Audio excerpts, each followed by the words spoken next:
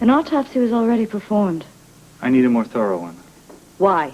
I want to find out if there was a medical reason for Brock's behavior, his drastic changes in mood. I don't understand this, Jake. If Brock had a brain tumor, that would explain a lot, wouldn't it? Come on, Jake. Bobby, it's a possibility. Look, I may be reaching, but I have to investigate every angle here, no matter how far-fetched it may seem. I don't like the idea of his body being exhumed.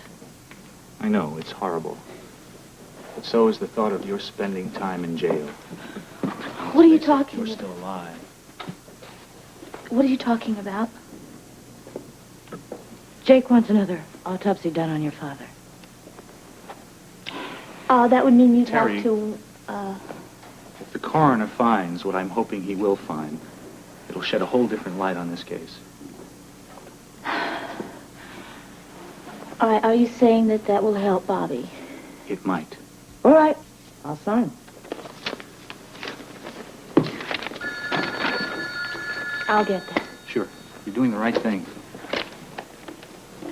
Hello. Yes, I'll speak to him. Hello? Why? I'm sorry. No, I've already told... I don't want to answer any more questions. Now, I've already given you my statement.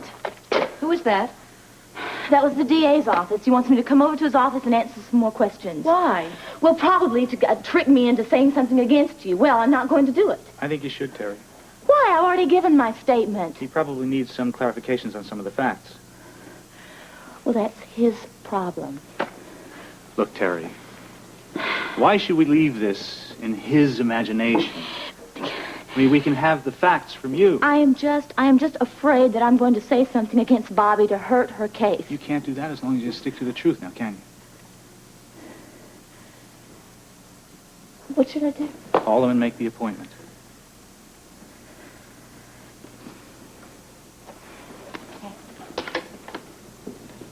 Wish I had the same confidence in the truth that you do. Well, I wish you did, too. It would make life a lot easier for you. I'll see you later.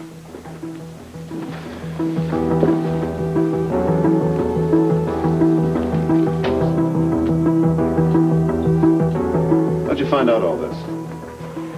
I have a spy in the university in Mexico City. A dependable one? Well, for the kind of money I'm paying him, he's got to be dependable.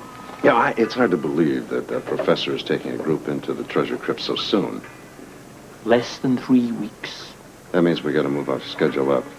Contact Slater. Tell him to change the dates on the chopper and the truck, all right? You know, even if we do get there first, we have only barely sketched in the details of how to get the treasure out of the crypt. That's precisely why we have to leave for Mexico tonight. Good. Contact the others. Tell them to meet us at the villa.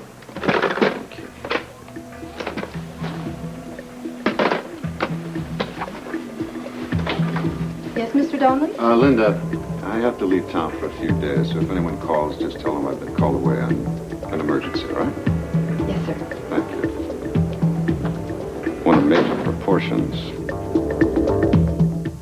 Well, I think that probably about covers it. Are the arrangements satisfactory, madame? Yes, very. Then I believe that we've gone over all the details of the bachelor party and your dinner beforehand.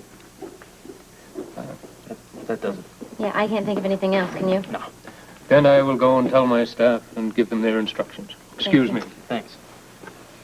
I guess I'd better be going, too. You got a class? Yeah, all day. I'm swamped with work. Yeah, me too. I mean, this new show, it really takes up a lot of my time. Yeah, I'm so busy I can hardly breathe. Yep, same with me. Oh, by the way, I got a special book from Professor Perez, and he said, oh, I'm sorry. I know the subject bores you. No, it doesn't bore me, Felicia. Oh, that's okay. I probably really should go. Wait a minute. Listen, Tony and Tanya are getting married tomorrow. Now, I want to try to do everything that I can to make tonight a pleasant evening for them. There's no reason why there shouldn't be. I mean, we have a nice menu, and the wines are probably... No, not that. Attitudes. Attitudes. Tanya and I are getting along just fine. Attitudes between us. Our attitudes. I don't like pretending that I don't feel anything for you. I do. I don't like it either. All right. Then what do you say that you and I just put our egos aside and just try to be ourselves tonight? You're right. There's no reason for us to foul up the whole evening because of our silly differences. Good.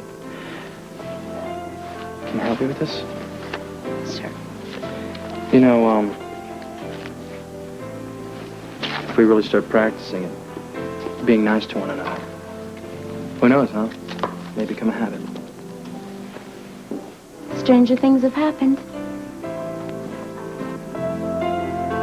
I must say, there is one definite advantage to my working late 2 nights a week at the Surgery Center. Oh, what's that? I always arrange my schedule so that I don't have to be into the hospital until late the next day, which means I get to spend extra time with you. I enjoy it, too. You know, tomorrow we're going to get a chance to be together and relax again. Oh, why was that? What's happening? Tony and Tanya's wedding. Oh, Grant, I won't be able to go to that. Why not? Well, because Mr. Diamond called and asked me to come to New York tomorrow to discuss some details about my art show. You're still harboring a grudge against Tanya, aren't you? That's not true, Grant. Then go with me tomorrow. I can't go with you tomorrow. I'm going to New York tomorrow. My career is a lot more important to me than Tanya's wedding. It is going to look ridiculous if I go to that wedding by myself. Why? She's your friend.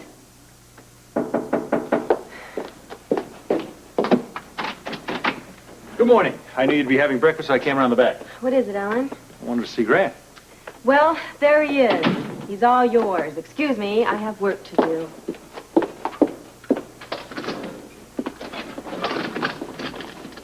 Coffee? Thanks. A little chilly in here this morning, isn't it? Did you hear from Donnelly? No. Why, should I have? Sure. Today's the day we're supposed to hear from him about the business deal. That's right. Listen, I was looking over the plans, and I made a few changes, okay? Yeah, good. Any argument that he comes up with against, I've got an argument for. What's that, Alan? The medical ship. What's the matter with you, Grant? I'm sorry, my mind's wandering a bit. Celia. Well, you cut the tension here with a knife today. Let's just say we've both been a little distracted lately. I'll tell you what. If Donnelly, he decides to finance this proposition, you're going to be in the chips. And then Mr. Jimmy Lee Holt's going to lose a great deal of his appeal.